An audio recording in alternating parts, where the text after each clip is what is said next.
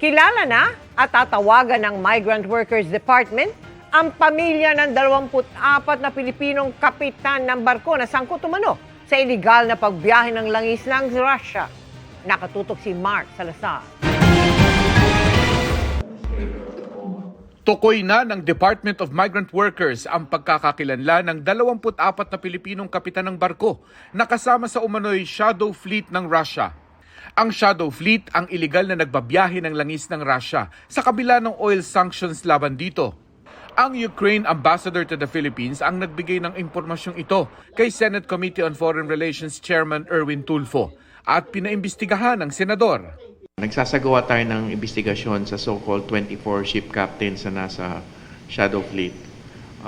Hanggang doon na muna. Ang iniimbestigahan natin ngayon specifically is whether there are those it's possible na sa record namin, dideploy sila sa, let's say, Greece o saan pa man, pero they ended up in the shadow fleet. May hinala din kami na hindi dumaan sa DMW at all ito. Tatawagan natin ng isa-isa yung mga pamilya nila. Batid ng DMW ang tukso ng malaking sahod na inaalok ng mga kolorum na barko.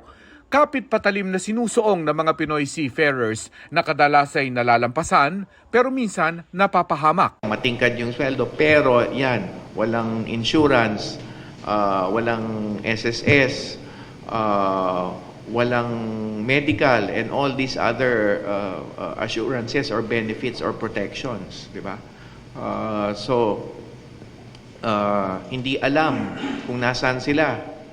Kasi nga, by its very nature, shadow fleet. Para sa GMA Integrated News, Mark Salazar, nakatutok 24 oras.